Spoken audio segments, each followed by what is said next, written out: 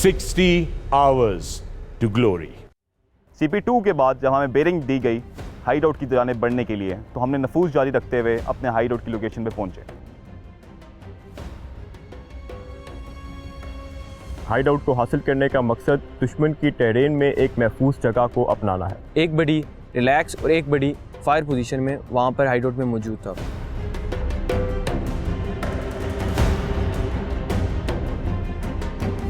Check post 3 Quetta हिंगोरियंस बलोचिस की team के एक टीम मेंबर इंजर हुए हैं और उनको ट्रीटमेंट किया जा रहा है। अगर आप आगे देखें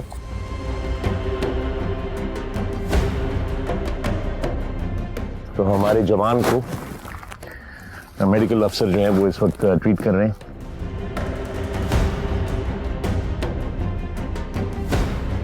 तो ऐसी हवलदार फरहान ने मुझे थम्स अप दी है कि इंशाल्लाह वो टीम के साथ आगे कंटिन्यू करेंगे और इख्तिताम तक पीछे नहीं रहेंगे। कराची की परफॉर्मेंस डाउन जाने की वजह सिर्फ और सिर्फ उनके लीडर का बीमार होना। How do you find this terrain? Is it challenging enough? It's not so many trees, but we can see the little bit hilly. Hilly, yes. So it means more challenging. You've observed the exercises. What do you think? What is your impression of the exercises? Well prepared. Well prepared. It is well prepared. Colonel Bangash, आपसे एक सवाल है, ये जो आपके बाजू पे insignia है, ये किस चीज का इंसिग्निया है? मैं इब्तिदा करता हूँ स्काई डाइविंग के इंसिग्निया से। स्काई डाइविंग का कोर्स एक एडवांस SSG कोर्स है जो पैराशूट ट्रेनिंग स्कूल में स्पेशल सर्विस ग्रुप के ज़ेरे निगरानी कराया जाता है। आगाज़ में ये जंप्स हेलीकॉप्टर की मदद से 8,000 से 10,000 फुट AGL यानी अबव ग्राउंड लेवल से कराए जाते हैं।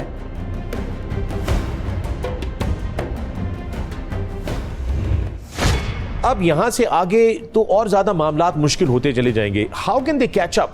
फखर, मुकाबला अब फैसला कुल मराहल में दाखिल हो चुका है।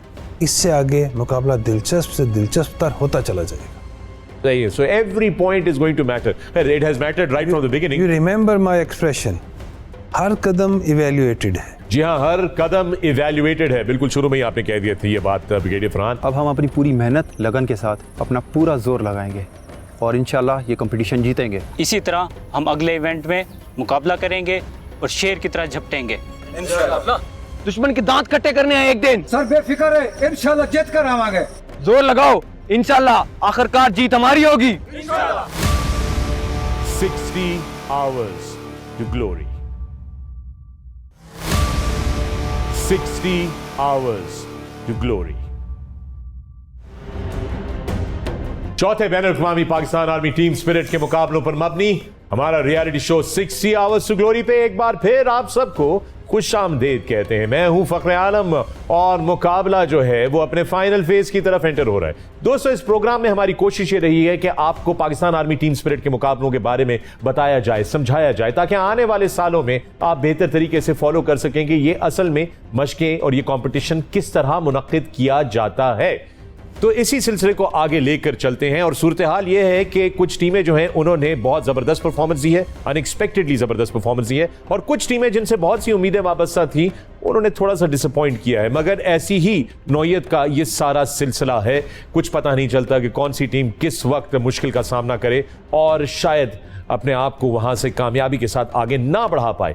लेकिन हैविंग सेड दैट, याद रहे कि हर टीम अपने जज्बे, अपने जोश के साथ पूरी कोशिश कर रही है, and this is after all the competition of the best of the best.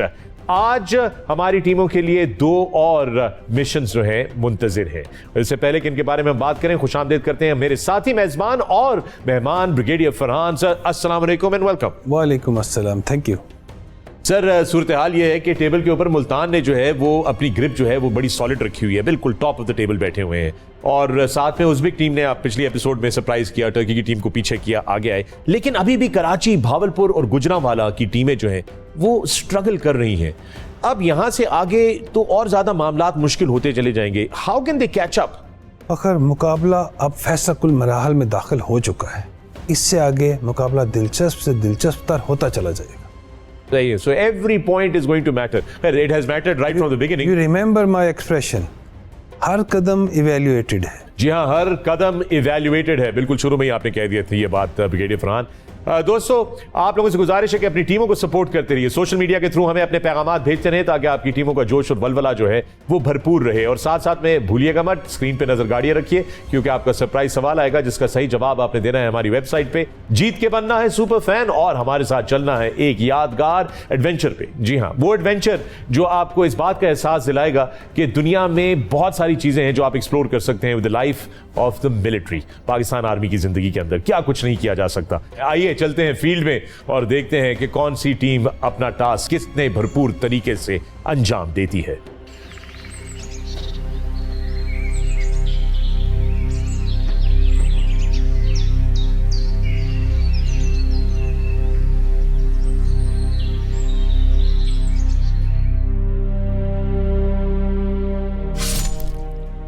हाँ टीम, मोराल कैसा है? ठीक है सर। ओके, गुड, शाबाश।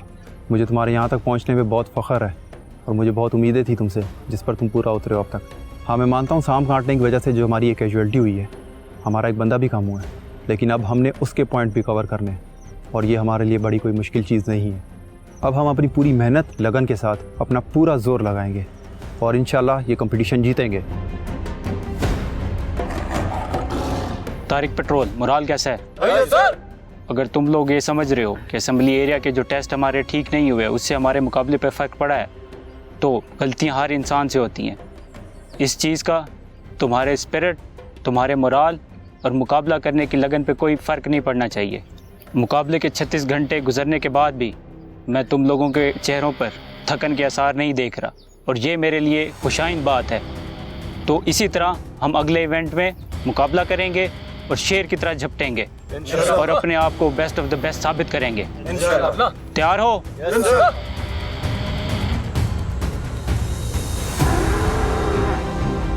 शाबाश जवानों, हार जीत तो मुकद्दर की बात है, मेहनत करने वाली की मेहनत रायगाह नहीं जाती है। अल्हम्दुलिल्लाह हम बहुत जबरदस्त तरीके से आगे बढ़ रहे हैं।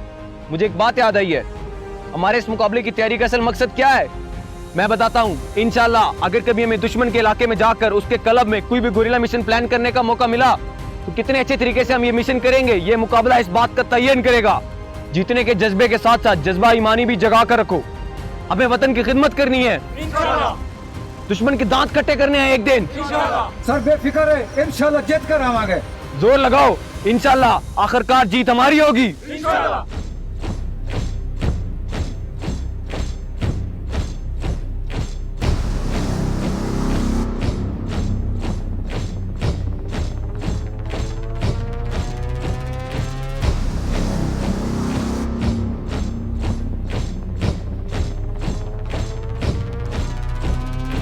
असाब को चूर कर देने वाले इस मुकाबले में अब 24 घंटे बचे हैं। टास्क पूरे करने के बाद अब हम अगली स्टेज की तरफ जा रहे हैं।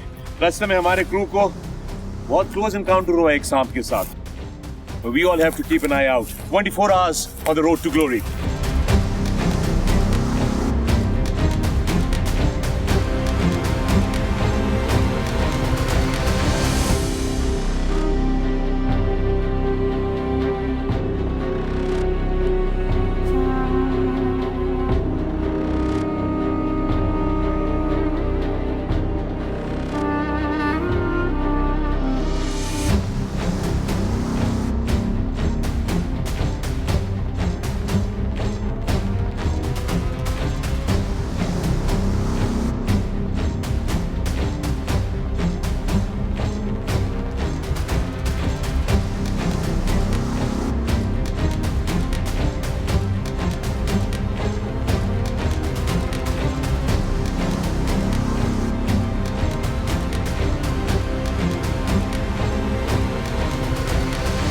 खामोशी भी है और खामोशी के बीच में अजीब जानवरों की आवाजें भी आ रही हैं। दुश्मन के इलाके में दुश्मन को नहीं पता कि 8 मेंबरान की एक टीम जो है वो इनके इलाके में इन्फिल्ट्रेट कर चुकी है और टीम मेंबर्स को ये नहीं पता कि दुश्मन कहीं उन पर नजर रखे होते नहीं रहता।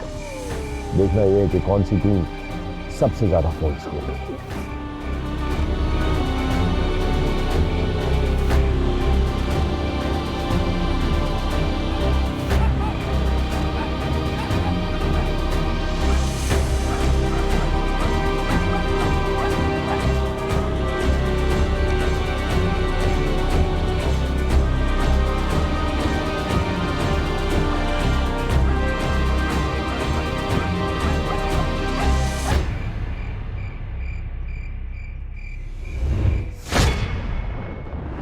क्लोज टारगेट रैकी में बेसिकली दुश्मन के इलाके की खामोशी से रैकी करनी होती है।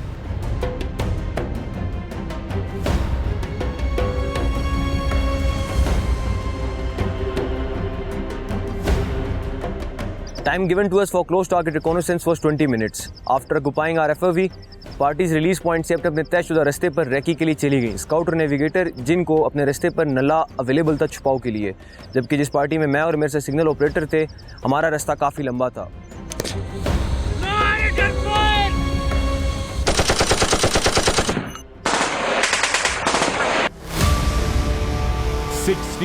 hours to glory. 60 hours to glory. Brigadier Farhan, कुछ टीमें थोड़ी कंफ्यूज नजर आ रही थी, बहुत उनके बीच में आपस में बातचीत हो रही थी, क्या प्रेशर था इस वक्त टीमों पर? कंफ्यूज नहीं थी वो टीमें। जब उनको हालात के मुताबिक अपना प्लान एडजस्ट करना पड़े, फ्लेक्सिबल प्लान होता है उनके पास, तो उन्होंने रीएडजस्ट करना होता है अपने प्लान को। वो इनिशियल प्लान जो कि अभी काबिल अमल नहीं रहा और उन्हें ऑल्टरनेटिव हाइडआउट पे जाना है, तो वो थोड़ी सी मुशावरत करेंगे और फिर अपना रूट इन और रूट आउट दोबारा सिलेक्ट करेंगे। Right. तो वो चीज आपको कंफ्यूजन लग रही है, लेकिन ये ऑपरेशनल नेसेसिटी है उनकी। Okay, so it's not confusion actually, it's strategizing. Basically strategize जो है वो किया जा रहा है। इसके साथ ही दोस्तों अगले टास्क की तरफ चलते हैं और वो है क्लोज टारगेट रिकॉनेसेंस। ये बड़ा ही गंभीर टास्क है, इसके बारे में थोड़ा बताएं brigadier Farhan. Close target reconnaissance उनके असल काम का हिस्सा है, जिसके लिए वो ये सारा काम कर रहे हैं। जब वो क्लोज टारगेट रिकॉनेसेंस के लिए लास्ट लाइट के बाद निकलते हैं, तो वो एक डिसीजन करते हैं कि हमने किस तरह, किन स्टेप्स में इसको मुकम्मल करना है, कौन सी टेक्निक यूज़ करनी है, हार्ट शेप मूवमेंट पे जाना है या फ्लावर शेप रिकॉनेसेंस में जाना है। उनमें से कोई भी एक टेक्निक वो यूज़ कर सकते हैं। और वो एक साइड से जाएंगे, अपना काम करेंगे, अपनी सारी इन्फॉर्मेशन इकट्ठी करेंगे, वापस आएंगे, और यही वो चीज़ है जो उनका असल मकसद है। तो बेसिकली अब वो आ गए हैं जो सारे मिशंस का असल टास्क है, जो मेन टास्क है। और ये याद रहे कि दोस्तों इस टास्क के सबसे ज्यादा नंबर्स होते हैं पैड्स में, इसमें सबसे ज्यादा नंबर होंगे उनके। सही, so you have to be very very careful, चूंकि या तो आप बहुत सारे नंबर लूज कर सकते हैं या बहुत सारे नंबर्स गेन कर सकते हैं। और वो टीमें जो स्ट्रगल कर रही हैं इस वक्त टेबल पे, ये उनके लिए भरपूर मौका है कि वो मेकअप करें for all the points that they have lost in the back. उनकी फतह या शिकस्त, कामयाबी या नाकामी का दारोमदार इस टास्क पे है कि यही करने के लिए वो आए हैं। फतह और शिकस्त, कामयाबी और नाकामी का दारोमदार इसी टास्क पे है। आइए चलते हैं मैदान में, जहां पे टीमें तैयार हो रही हैं क्लोज टारगेट रिकॉनेसेंस के लिए।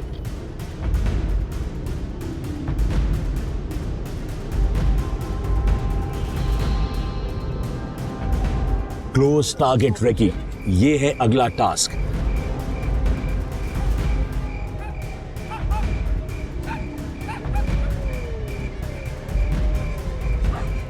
रास्ते की प्लानिंग करेगी कि किस तरह किस रास्ते को यूज करना है, दुश्मन के करीब जाना और फिर वहां से कामयाबी के साथ अनडिटेक्टेड वापस आना। 100 पॉइंट्स हैं इस टास्क के और बहुत ही जरूरी पॉइंट्स हैं। हर टीम ज्यादा से ज्यादा स्कोर करना चाहती है, क्योंकि the more points you have the closer you get to glory. कुत्तों से बचने का तरीका। पेट्रोल पार्टी जब दुश्मन के इलाके में जाती है तो हो सकता है कि दुश्मन ने अपने एरिया को प्रोटेक्ट करने के लिए, मॉनिटर करने के लिए वहाँ पर ट्रैकिंग डॉग्स जो हैं वो छोड़े हों, या दूसरी कोई ट्रैकिंग डिवाइसेस लगाई हों, मसलन सेंसर्स जो कि डिटेक्ट कर सकते हो किसी मूवमेंट को। ये भी देखा जाएगा कि हमारी टीम 60 आवर्स टू ग्लोरी में किस तरह इन सेंसर्स को या इन कुत्तों को डिस्ट्रैक्ट करती हैं, इनसे अपने आप को प्रोटेक्ट करती हैं, ताकि दुश्मन डिटेक्ट ना कर सके कि वो दुश्मन के इलाके में मौजूद है। कहने को तो बड़ी आम सी बात लगती है, लेकिन मामला बड़ा गंभीर है।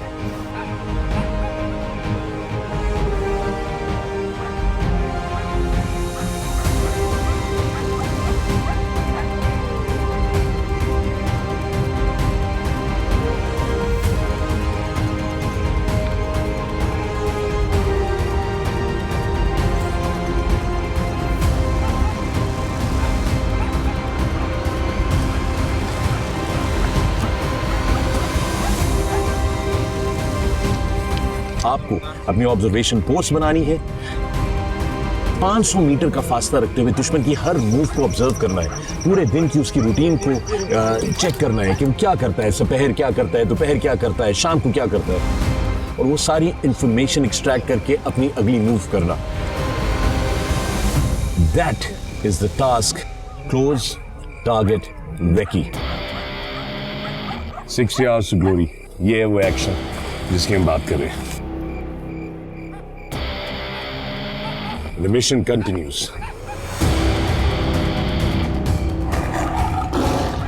बिस्मिल्लाहिर्रहमानिर्रहीम। तारिक पेट्रोल, यहाँ से 300 मीटर शुमाल में हमारा टारगेट एरिया है जिसकी हमने रैकी करनी है। टारगेट की रैकी का वक्त 20 मिनट होगा।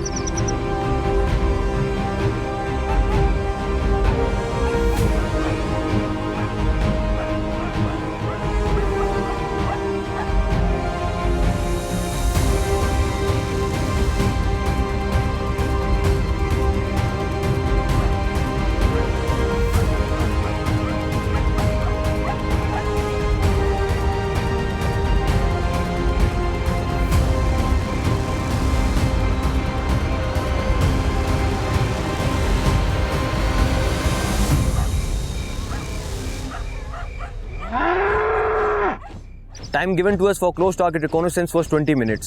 After occupying our FOV, parties release point से अपने तयशुदा रास्ते पर रैकी के लिए चली गई। स्काउट और नेविगेटर जिनको अपने रास्ते पर नला अवेलेबल था छुपाव के लिए, जबकि जिस पार्टी में मैं और मेरे से सिग्नल ऑपरेटर थे, हमारा रास्ता काफ़ी लंबा था।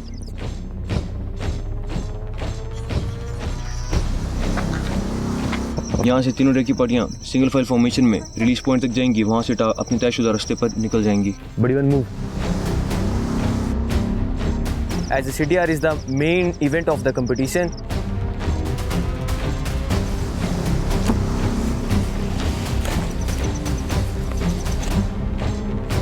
and is interlinked with two other events, debrief and close target recce report, जिसकी वजह से हमने इस पर कुछ ज़्यादा टाइम लगाया and this might have affected our scores. Close target recce में हमने बहुत ज़्यादा मेहनत की और उस चीज़ को मद्देनज़र रखते हुए अपने बेहतरीन अंदाज में अपने प्लान को एग्जीक्यूट किया।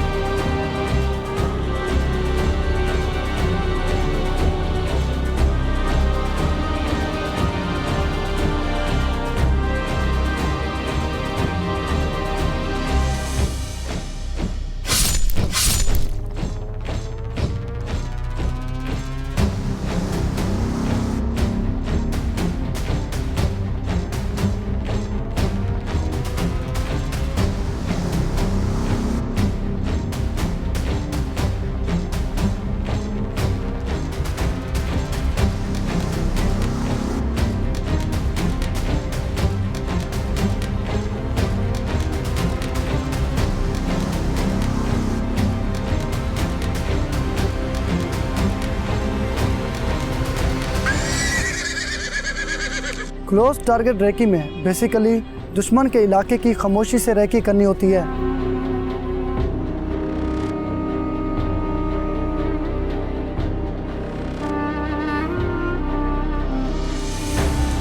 दुश्मन के पास मौजूद हथियार, एमुनिशन, उनके सोल्जर्स की एक्टिविटीज़, उनकी ड्यूटी टाइमिंग्स और दुश्मन की स्ट्रेंथ और दुश्मन की एक्टिविटीज़ के बारे में मालूम करना होता है।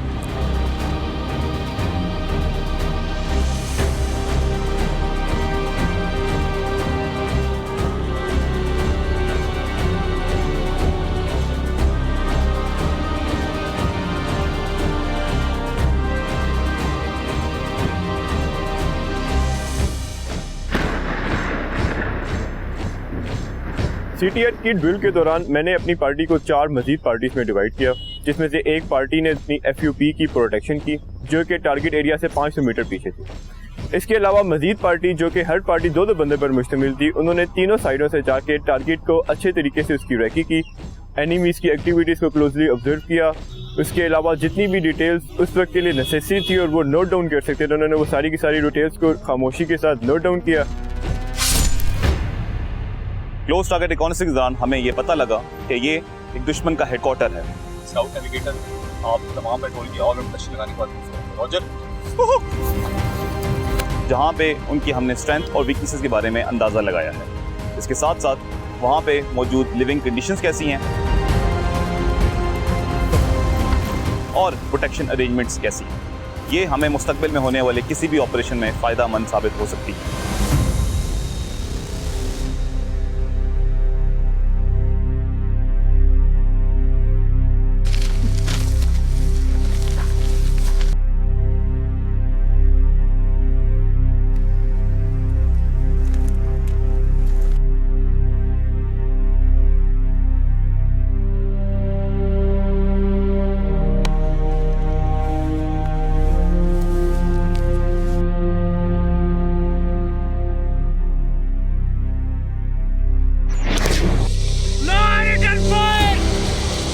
CTR ड्रिल में हमारी राइट अप्रोच पे जो टीम थी उसने ट्रिप फ्लेयर एक्टिवेट कर दिया था, जिसकी वजह से हमारी पूरी टीम दुश्मन को ज़ाहिर हो गई थी।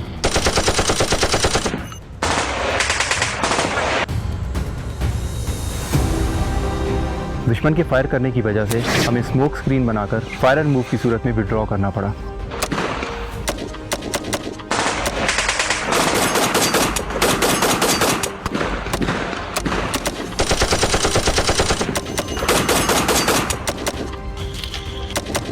जो हमारी लेफ्ट अप्रोच पे टीम थी, सिर्फ वही हमारी रैकी कर सकी, जिसकी बिना पर हमने रैकी रिपोर्ट लिखी।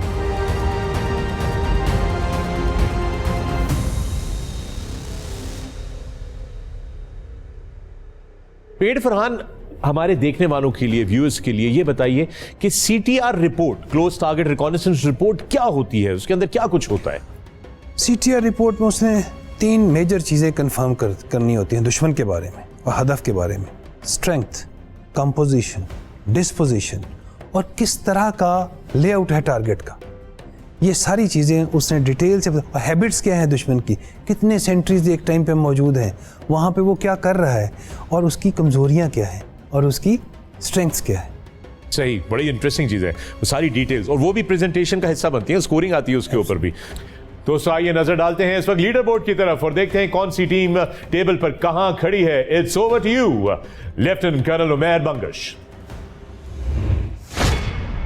शाहीन का तजस्सुस, उकाब की निगाह और चीते की लपक झपक रखने वाली ये टीमें आखिरी रोशनी के बाद अपने आशियानों को छोड़कर हदफ से बहुत करीब रैकी में कुछ यूं महव रही के झपटना पलटना, पलटकर झपटना लहू गर्म रखने का है एक बहाना। परिंदों की दुनिया का दरवेश हूं मैं कि शाही बनाता नहीं आशियाना। जैसे जैसे मुकाबला आगे बढ़ रहा है, इन शाहीनों की मंजिल करीब से करीब आती जा रही है, मगर जीत किसकी होगी ये हमें स्कोरबोर्ड बताएगा कि आज CTR ड्रिल के मुकाबले में क्या हुआ। पहले नंबर पर हैं कोयटा हिंगोरियंस, दूसरा नंबर बहावलपुर थंडर्स ने बेहतरीन परफॉर्मेंस दिखाते हुए हासिल किया, जबकि मुतवातर बेहतरीन कारकर्दगी के साथ मंगला ज़लज़ाल तीसरे नंबर पर हैं। बैनुल अक़वामी टीमों का जिक्र किया जाए तो एक बार फिर श्रीलंका की टीम पहले नंबर पर है, जबकि दूसरा नंबर टीम उज़्बेकिस्तान का है, तीसरे नंबर पर टीम टर्की है। Now let's see the overall positions on the points table.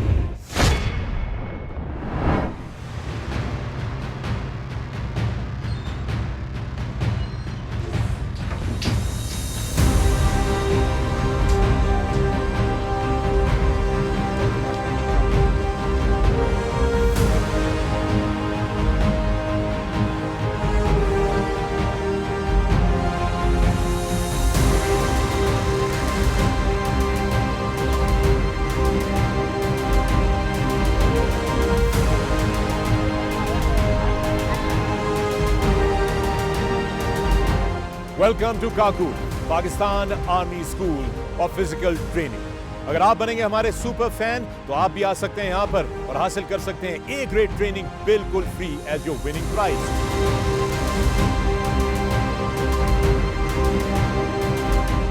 It was a very adventurous day, क्योंकि आज हमारी ग्राउंड ट्रेनिंग थी पैराग्लाइडिंग की, और यहाँ का स्टाफ बहुत कोऑपरेटिव था, जिसकी वजह से मैंने अपनी फर्स्ट टाइम में ग्लाइड कर लिया था। देखते रहिए 60 आवर्स टू ग्लोरी। स्क्रीन पे आए हुए सवाल का सही जवाब दीजिए हमारी वेबसाइट पर जाकर, और आइए काकुल, जहां पे आपका इंतजार कर रही है पैराग्लाइडिंग, इसके अलावा बहुत सारे और adventures. Maliha Khalid, ready for take of.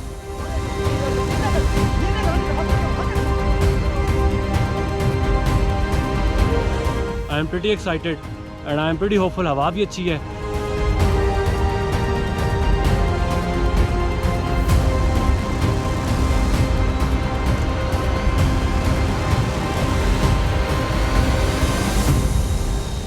मजा आया बहुत ज्यादा।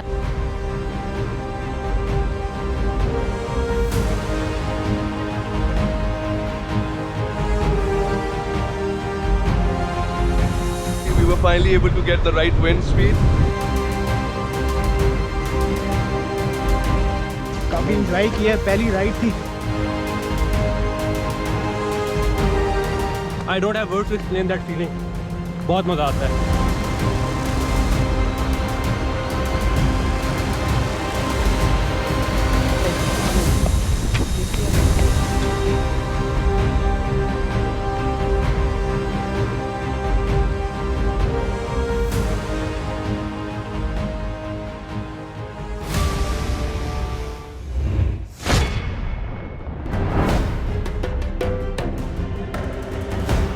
Close target recce, basically report तैयार करना और उसकी सबमिशन, ये है टास्क, और इसके मिलेंगे सबसे ज्यादा numbers.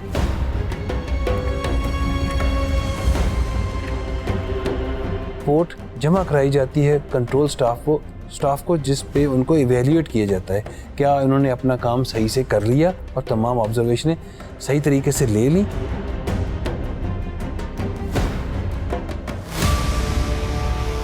$60 hours to glory. 60 hours to glory. Thank you lieutenant colonel Umair Bangash. दोस्तों, आप लोगों ने देखा कौन सी टीम इस वक्त कहां पर मौजूद है, कहां पे खड़ी है, और मुकाबला सख्त होता जा रहा है। और इसके साथ ही हम अपने प्रोग्राम के इख्तिताम को पहुंच रहे हैं। ब्रिगेडियर फरहान, बहुत बहुत शुक्रिया। फखर, एक चीज ऐड करता जी, फर्स्ट कैजुअल्टी ऑफ वॉर हमेशा is the plan. Therefore we always say flexible and simple planning. जी बिल्कुल सही कहा आपने ब्रिगेडियर फरहान। वो माइक टाइसन की एक बहुत मशहूर कोट है, everybody has a plan till they get punched in the face, and you are right, plan ही सबसे पहले जो है वो फारिग होता है। दोस्तों, इसके साथ ही हमारी आज के एपिसोड अपने इख्तिताम को पहुंची। आप लोगों ने देखा आज के हमारी टीमों ने किस तरह शानदार तरीके से हाइड आउट अपनी सिलेक्ट की और उसके बाद क्लोज टारगेट रेकी की, और पॉइंट्स टेबल के ऊपर सूरत हाल आपके सामने। अपनी टीमों को सपोर्ट करने के लिए हमारे सोशल मीडिया के पेजेस पे जाइए, अपनी टीमों के लिए पैगामात भेजिए, और याद रहे सुपर फैन का जो कॉम्पिटिशन है वो रवादवा है। बहुत सारे सुपर जीत के ऑलरेडी एक जबरदस्त एडवेंचर एंजॉय कर चुके हैं, और आप भी कर सकते हैं। इसलिए सवाल पर नजर रखिए, जवाब दीजिए हमारी वेबसाइट पर। आप लोगों से दोबारा मुलाकात होगी। मैं हूं फखरे आलम, आप देख रहे हैं 60 आवर्स टू ग्लोरी। मुलाकात होगी, अपना ख्याल रखिएगा। शब खैर, पाकिस्तान जिंदाबाद। क्लोज टारगेट रेकी रिपोर्ट में हर वो चीज़ लिखनी होती है जो ऑपरेशन के लिए ज़रूरी होती है। इसमें दुश्मन के इलाके की टेरेन और वेदर और इससे पड़ने वाले असरात, टारगेट का साइज, लोकेशन, सोल्जर्स की स्ट्रेंथ, उनका प्लान, उनकी डिप्लॉयमेंट और सोल्जर्स की एक्टिविटीज़, उनकी ड्यूटीज़ और अपने पूरे ऑपरेशन की टाइमिंग्स लिखनी होती हैं।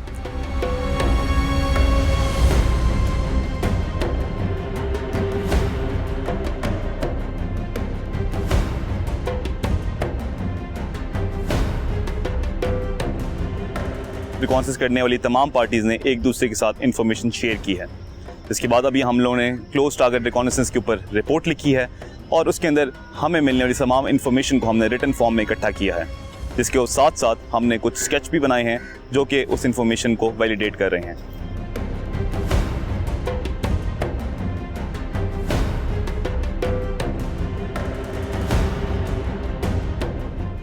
जैसे कि अभी हमने टारगेट एरिया की रेकी के बाद अभी हमारा नेक्स्ट टास्क है इसकी एक रिपोर्ट तैयार करना। इसकी एक बड़ी डिटेल रिपोर्ट तैयार होगी जिसके अंदर सारी के सारी एक्टिविटीज़ जो दुश्मन के इलाके में हमने ऑब्जर्व की वो सारी की सारी बीच में मेंशन की जाएंगी।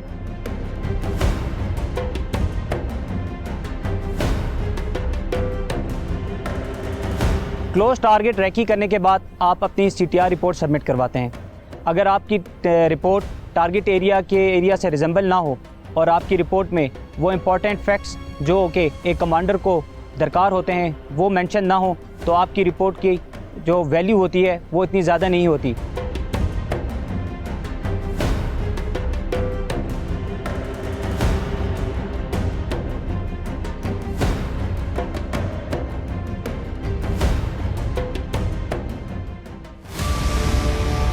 $60 to glory.